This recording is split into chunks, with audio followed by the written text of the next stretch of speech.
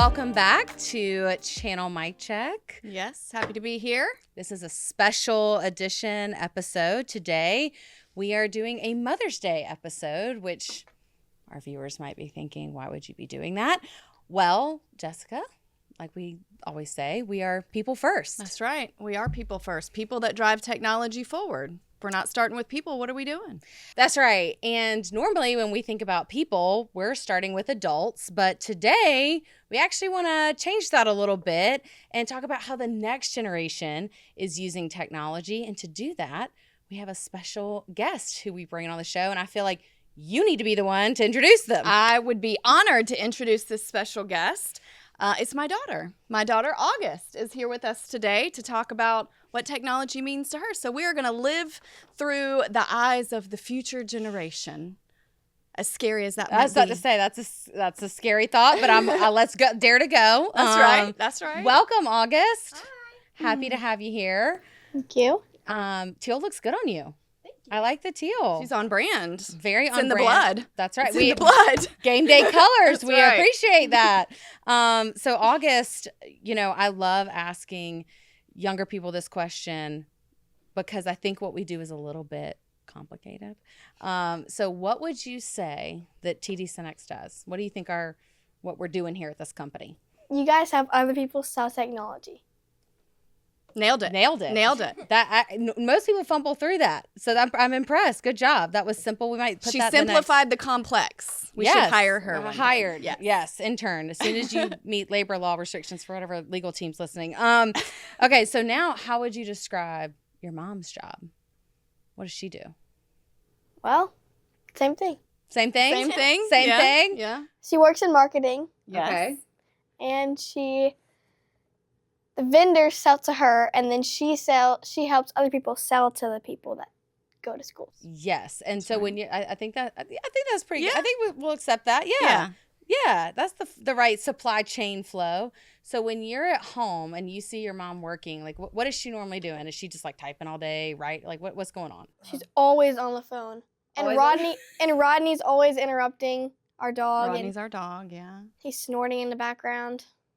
And then I try to tell her about my day, and she's like, I'm on a work call.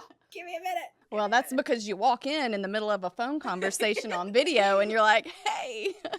COVID didn't teach us any boundaries. So that is one thing I can say about technology, that shift. Yeah, it did change. It took down a wall within the home. It did. That is for sure. So August, what's something you admire about your mom? She always works hard to provide for our family, and she loves our dogs and me. Mm-hmm. And now wait, hold on. This would be a good time to say August is not our only child. We got two more. We have two. Yeah. Two brothers. Yes. Yeah, she loves them too. Yes. Yeah. Yes. Yes. Everyone. Yep. I like it. No, that's great. I think those are good. Those are very good qualities. I admire those things about your mom too. So that's a good list. Okay. Now I'm assuming are using technology every day. So what are some things that you do every day from a technology standpoint? What are you using day to day? Well, during school, we always go on our laptop and work on our daily math problems, and we go to the Google Slides that our teacher makes for us, and we go Start your day. Yeah. Start your day. Yeah. And our teacher has this Promethean board, and she goes on online worksheets, and she helps us through the problems with her little pen on the board. Do you have any books? You opening any books on your desks, or is everything on the Chromebook pretty much? You're taking tests on the Chromebook? Yes, sometimes it's on paper, just depending. Okay. If it's a big test or... Okay, so we do have some paper on scene. Yes. Okay, now what about do you have any, your mom she only has one device on. Wait, no, two. She's got her smartwatch. Oh, and I've got the Oura Ring. Yeah. We used to have the Whoop Band, so we've Yeah, we had a little shift. We had a little shift. Yeah. Okay.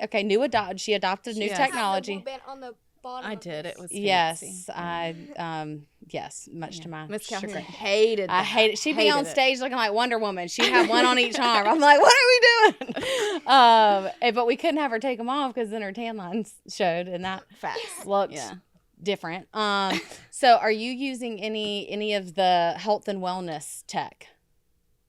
Like, do you have a smartwatch or anything? Yeah, I do have a smartwatch. Okay. It tracks my steps, sometimes my heart rate, All right. if it's working or not. Yeah. And I can call my mom and stuff to pick me up from school or if I need to be picked up from a friend's house. Call me from the bathroom at school because you know you're not supposed to be having that watch at school, right? Yeah. Oh. Yeah. What's the policy on phones and when I was coming up, it was like not No, allowed. Is it it is- still not allowed? High school's different, but My teacher lets it Yeah. slide sometimes, just Okay. depending on the situation, but I usually have to go in the bathroom and just text them. Okay. Or I just sneak it under my put book. money on my lunch account. Yeah. Or I email her.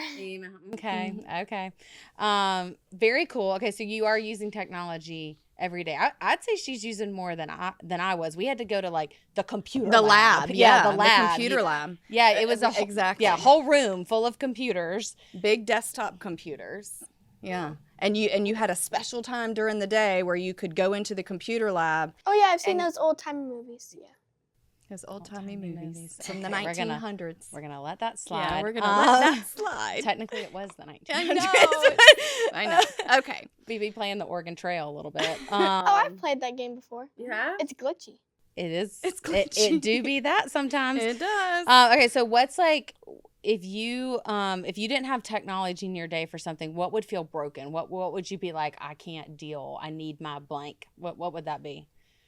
Well, our whole school day would be different. I mean, Uh-huh. we'd have to do it all on paper. We would waste trees, Okay. and we have to use a chalkboard. chalkboard.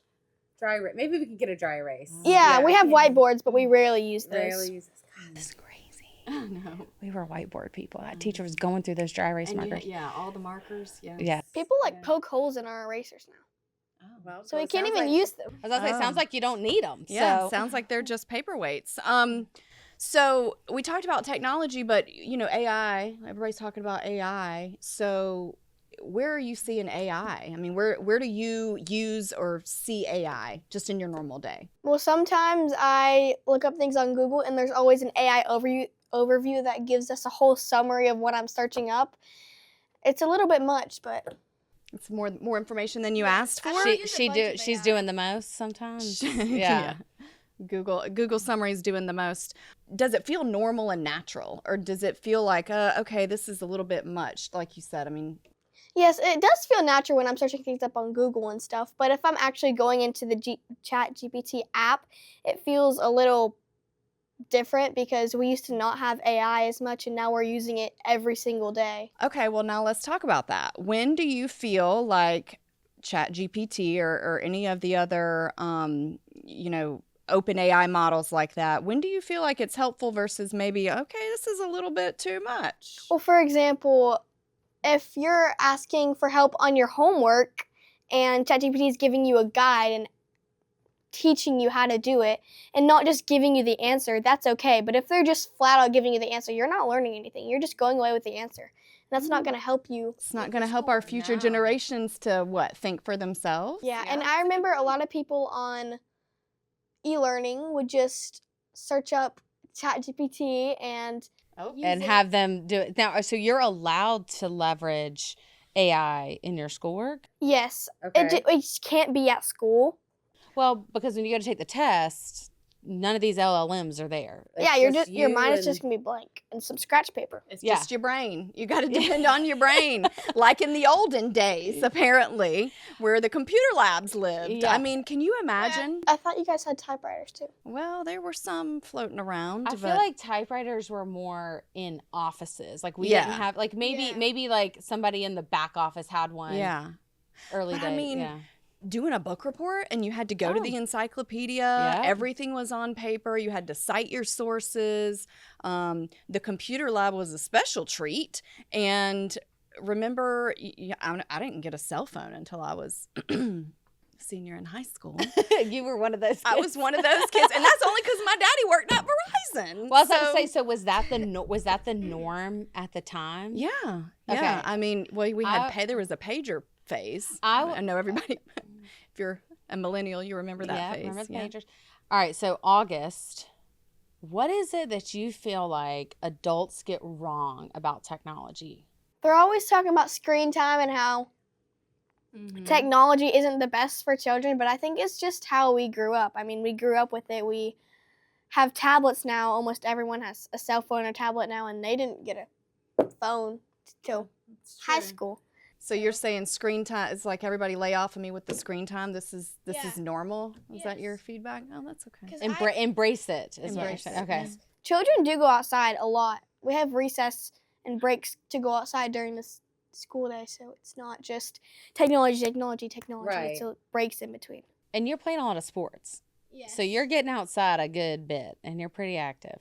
I only have 1 hour on YouTube, so I go in a room and sneak screen time. Sneak screen time. Can you believe You that? admitted this on camera. I August. can't. We have a gotta record now. Yeah, show you the ropes here.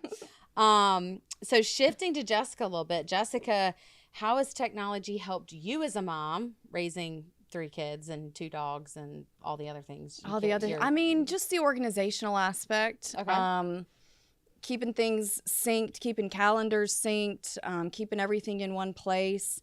AI helps a lot, especially when we have those super busy weekends where, I got one kid that's got to be at one ball field and another at another ball field and another at practice. And sometimes I'll ask AI, hey, I got to go to these 3 places. Can you map this out for me? Triangulate. Can you help me get from here to there in this amount of time? And where can I stop for sometimes. food? And where can we get Chick-fil-A? Yeah. So I mean, I think there's a lot of areas of technology that just make our lives easier. I take full advantage of whatever I can get my hands on. And I've noticed one you didn't say that I see you do is you're big with the phone, like on the watch. Oh yeah. Yeah, like getting your notifications. You're like, I gotta step out. This is needed. You know? So yeah, you're real dialed in. Mm-hmm. All the syncing, all the alerts. Yeah.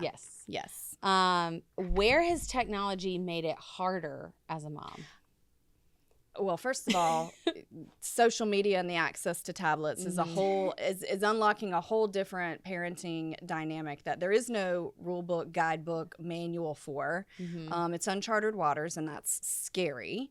But I will also say, when it comes to the kids' school, I'm trying to learn seesaw, backpack, 360, bling, bop, boom. I don't know anything there's so many different applications where teachers are saying, hey, go find your kids' work here or go submit this piece of work there. It's a lot to keep up with. So while all the applications and the functionality are great, there is no single pane of glass, as we like to say in our world. And that just makes it tough. It's a lot. It's everywhere. Even more to keep up with. That is a lot. Mm-hmm. On top of all the apps you use just as a adult human to navigate life. To navigate life. Instagram. I do like Instagram now. Get off my Instagram. We got our airline apps, which we use a good bit. That's right. Yeah.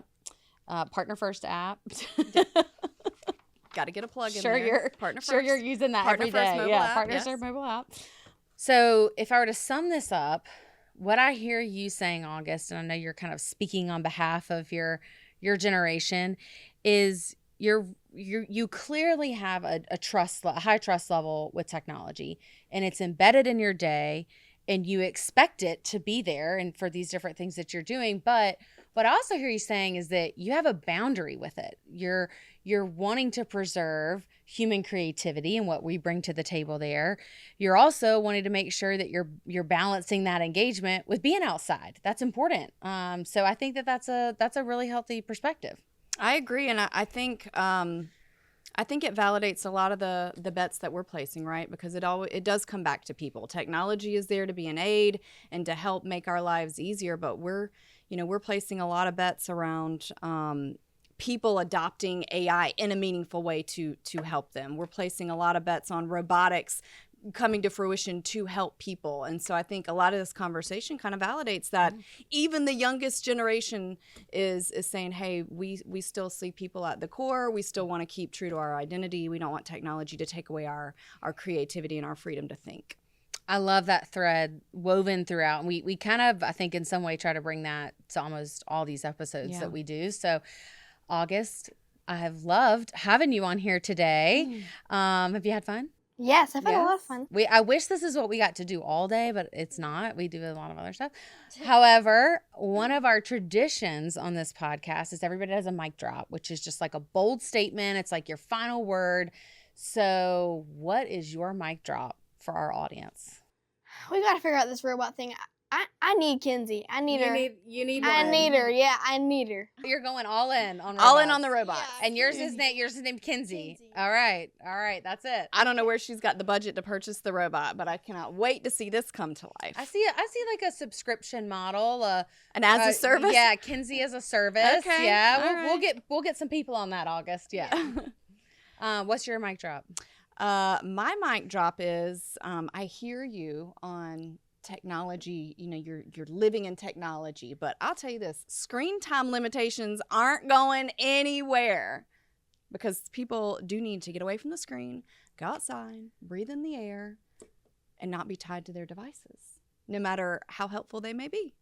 You heard it here from the ladies. So are you gonna go home and start a debate about screen time and try to win her over here? Or are you gonna let it go for now? I'm just gonna sneak it in. Gonna sneak it in. Well, Oh. at least she's honest, On a folks. recording. Yeah, I do appreciate the honesty. Well, August, thank you for being here today. It was lovely to have you on, and thank you for sharing with us a little bit about your experience. And Jessica, happy early Mother's Day. Thank you. Very excited Thank for you guys. Have a lovely day this Sunday. And with that, that's our episode today. So thanks for joining us, guys. Of course. Thank you. Until next time. Yep. See you next time.